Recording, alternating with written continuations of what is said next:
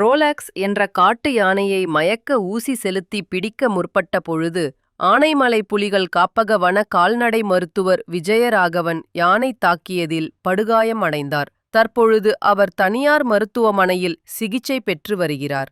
அவரை தொண்டாமுத்தூர் சட்டமன்ற உறுப்பினரும் முன்னாள் அமைச்சருமான SP வேலுமணி நேரில் சந்தித்து நலம் விசாரித்தார்.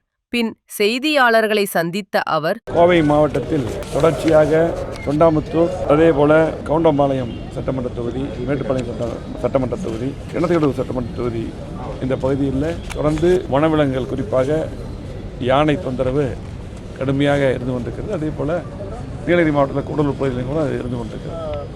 குறிப்பாக நம்முடைய தொண்டாமுத்தூர் சட்டமன்ற தொகுதியில் தொடர்ந்து அந்த ரோலக்ஸ் என்ற அந்த யானை தொடர்ந்து ஊருக்குள்ள வந்து மருதாசலம் என்ற அட்டுக்கல் பகுதியிலே மலையடி வாரத்தில் மருதாசலம் என்ற ஒருவரை தாக்கி அவர் உயிரிழந்து விட்டார். அதுக்கு பின்னால்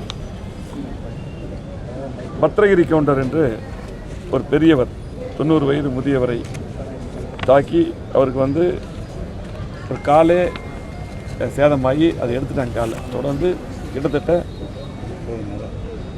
ஒரு மாத காலமாக மருத்துவமனை இருக்கார். இப்போ கூட அவரையும் பார்த்துட்டு வந்தோம்.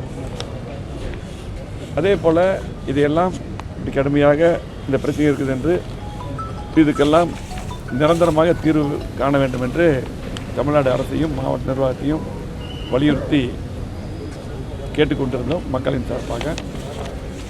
இன்றைக்கு பார்த்திங்கன்னா அந்த யானை கடுமையான தினமும் ஊருக்குள்ளே வந்து கடுமையான தொந்தரவு செய்து கொண்டிருந்தது. அதன் அடிப்படையில் அன்றைக்கி வந்து பத்திரகிரி கவுண்டர் அவர்களை சந்தித்து விட்டு நேராக கலெக்டர் போய் மனு கொடுத்து கலெக்டரையும் பல தடவை பார்த்துட்டோம். இப்பொழுது சமீபமாக பார்த்திங்கன்னா நம்முடைய டாப்ஸ்லேருந்து ஒரு டீம் அனுப்பி அந்த 3 கும்கி யானையை வைத்து நடவடிக்கை எடுத்துக்கொண்டிருக்கிறார்கள். அதில் பார்த்திங்கன்னா இப்பொழுது சமீபமாக விஜயராகவன் என்ற வனத்துறை கால்நடை மருத்துவர் இன்றைக்கு யானை தாக்கி பாதிக்கப்பட்டார். இந்த ரோலக்ஸ் யானையை பிடிப்பதற்காக அங்கே செல்லும் பொழுது எதிர்பாராதமாக தாக்கப்பட்டு அவருக்கும் இன்றைக்கு கடுமையான காயம் ஏற்பட்டு இங்கே இருக்கிறார். நன்றாக இருக்கிறார். வந்து நேராக பார்த்தப்போ வந்து அவர் கண்டிப்பாக சீக்கிரம் குணமடைந்து வர வேண்டும். ஏன்னா மக்களை பாதுகாக்கக்கூடிய அதிகாரிகள் இந்த மாதிரி சூழ்நிலையில் மாட்டக்கூடாது. எதிர்பாராதமாக நடந்துவிட்டது. அவர் நல்ல பரிபூர்ணமாக உடனடியாக சரியாக வர வேண்டும் என்று நாங்களும் அவருக்காக பிரார்த்தனை செய்கிறோம்.